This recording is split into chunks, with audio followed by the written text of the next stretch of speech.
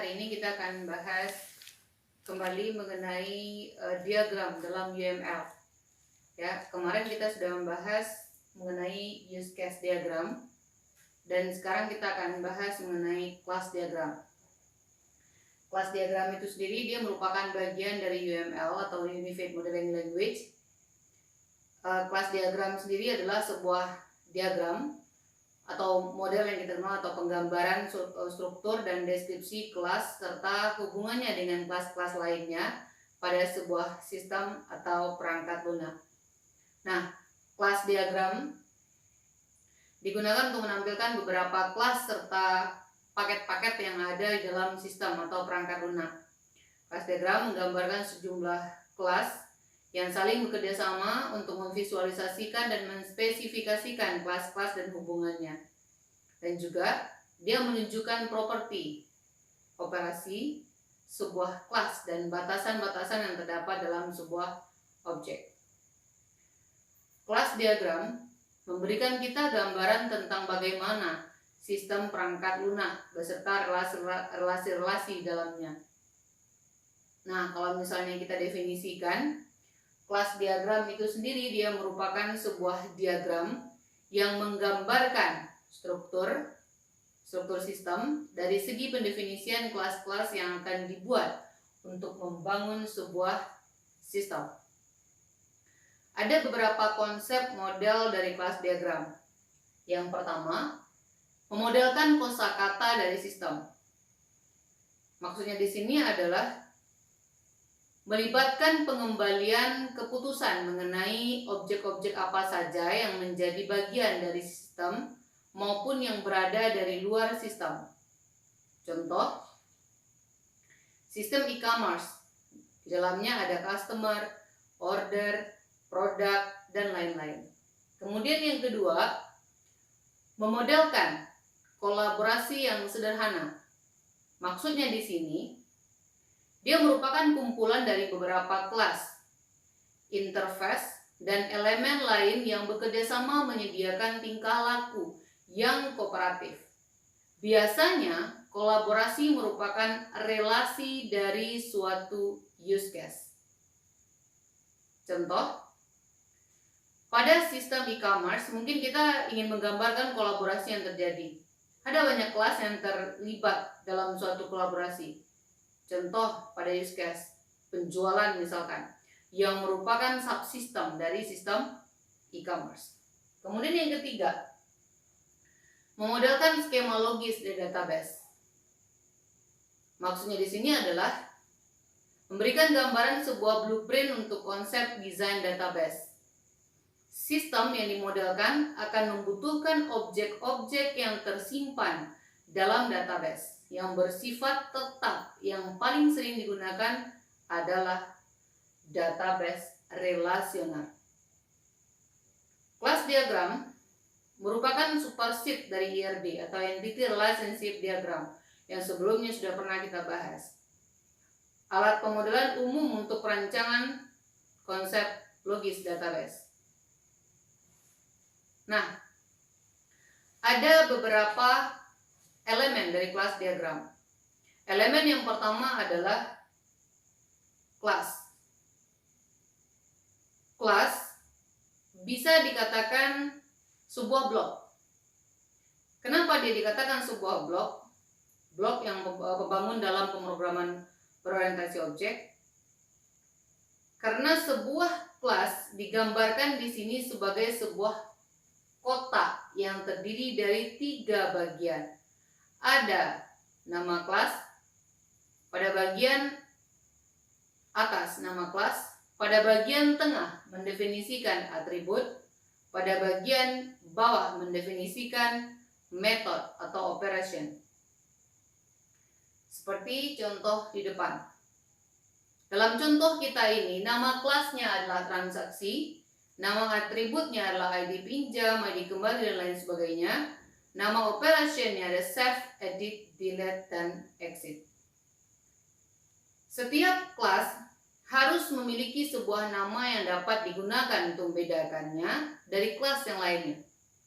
Penamaan kelas menggunakan kata benda tunggal yang merupakan abstraksi yang terbaik. Nah, nama kelas dapat dituliskan dengan dua cara. Yang pertama, simple name, hanya menuliskan nama dari kelas saja. Kemudian yang kedua, pet name. Nama kelas diberi prefix nama pekek letak kelas tersebut. Nah, penulisan nama kelas, huruf pertama dari setiap kata pada nama kelas ditulis dengan menggunakan huruf kapital. Seperti yang sudah kita contohkan tadi. Pada contoh yang kita berikan, huruf pertamanya ID pinjam, pinjam. Huruf awalnya adalah huruf kapital. Kita lanjutkan. Berikut, pada kotak tengah. Pada kotak tengah tadi kita kenal dengan istilah atribut. Nah, atribut, berbicara mengenai atribut, dia merepresentasikan beberapa properti dari sesuatu yang kita modelkan, yang dibagi dengan sebuah objek dari semua kelas yang ada. Contoh, setiap tembok memiliki tinggi, lebar, ketebalan. Nah, itu atribut namanya.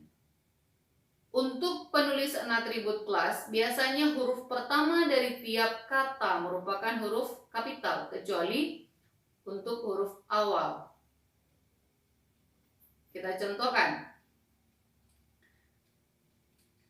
Seperti yang sudah kita buatkan tadi, mengenai transaksi. Transaksi, nama kelas tadi, setiap huruf awal nama kelas harus kapital. Huruf transaksi, nama awalnya adalah huruf T. Kemudian atribut, ada ID pinjam. ID pinjam itu nama kata keduanya harus huruf kapital, yang sebelumnya huruf biasa saja. Nah, kemudian kotak ketiga, metode atau operasi. Metode atau operasi itu merupakan abstraksi dari segala sesuatu yang dapat kita lakukan pada sebuah objek, dan ia berlaku untuk semua objek yang terdapat dalam kelas tersebut. Kelas mungkin memiliki beberapa operasi atau tanpa operasi sama sekali. Contohnya, sebuah kelas kotak dapat dipindahkan, diperbesar, diperkecil. Nah, itu operasi namanya. Oke, kita lanjutkan. Berikutnya adalah relationship, atau kita kenal dengan istilah relasi. Relationship atau relasi menghubungkan beberapa objek sehingga memungkinkan terjadinya interaksi dan kolaborasi di antara objek-objek yang terhubung. Dalam pemodelan kelas diagram terdapat 3 buah relasi. Ada asosiasi, ada agregasi, dan ada generalisasi. Nah, kemudian elemen berikutnya adalah asosiasi. Asosiasi itu dia sebuah relasi atau hubungan antara dua kelas yang dilambangkan oleh sebuah garis seperti yang ada di depan. Garis ini melambangkan tipe-tipe hubungan dan juga menampilkan hukum-hukum multiplisitas pada sebuah relasi yang biasa kita kenal. Ada one to one, ada one to many, many to many, dan lain sebagainya. Kemudian elemen berikutnya adalah composition. Ada kasus semisal sebuah kelas tidak bisa berdiri sendiri dan harus merupakan bagian dari kelas yang lain. Maka kelas ini memiliki composition terhadap kelas tempat dia bergantung. Composition digambarkan sebagai garis dengan ujungnya berbentuk jajaran genjang yang solid seperti yang ada di depan Anda. Berikut, elemen berikutnya adalah dependensi. Ada kasus di mana sebuah kelas menggunakan kelas yang lainnya. Kasus ini disebut dengan dependensi. Pada umumnya, penggunaan dependensi digunakan untuk menunjukkan operasi pada suatu kelas yang menggunakan kelas yang lainnya. Dependensi ini digambarkan sebagai sebuah panah dengan garis putus-putus atau titik-titik. Kita lanjutkan. Elemen berikutnya adalah agregasi atau aggregation. Aggregation ini mengindikasikan keseluruhan bagian relationship dan biasanya disebut sebagai relasi. Nah, terakhir, multiplicity. Jumlah banyaknya objek sebuah kelas yang berelasi dengan sebuah objek lain dari kelas lain yang berasosiasi dengan kelas tersebut. Multiplicity dari suatu titik asosiasi adalah angka kemungkinan bagian dari hubungan kelas dengan single instant pada titik yang lain. Multiplicity berupa single number atau angka tunggal atau rank number, angka batasan. Pada contoh hanya misalkan hanya bisa satu customer untuk setiap order, tapi satu customer hanya bisa memiliki beberapa order. Nah, ada macam-macam multiplicity yang bisa disajikan atau kita perkenalkan. Ini menggambarkan bentuk pertama artinya banyak, yang kedua tepat 0, yang ketiga tepat 1, yang keempat 0 atau lebih, dan yang terakhir adalah 1 atau lebih. Kita berikan salah satu contoh dari kelas diagram. Nah, di sini ada 3 entity dari kelas diagram tersebut. Ada dosen, ada jadwal, dan ada mata kuliah. Satu dosen memiliki 1 atau lebih jadwal. Satu mata kuliah memiliki 1 atau lebih jadwal. Nah, kita lanjutkan. Kita berikan sedikit gambaran mengenai use case perpustakaan, di mana dari use case perpustakaan tersebut ada 2 aktor di sana. Ada pustakawan dan ada mahasiswa. Dan ini merupakan aktivitas yang terlibat di sana. Di mana untuk mengakses aktivitas ini dia harus login terlebih dahulu. Masing-masing aktor harus login terlebih dahulu. Kita gambarkan kelas diagramnya. Dalam kelas diagram ada peminjaman. Ada transaksi di paling atas, transaksi ada 2 aktivitas, ada peminjaman dan ada pengembalian. Ada anggota dan ada buku. Satu peminjaman dilakukan oleh satu anggota. Satu anggota, 1 kali peminjaman, satu kali pengembalian. Satu pengembalian bisa dilakukan terhadap 1 atau lebih buku. Dan satu peminjaman bisa dilakukan oleh 1 atau lebih buku.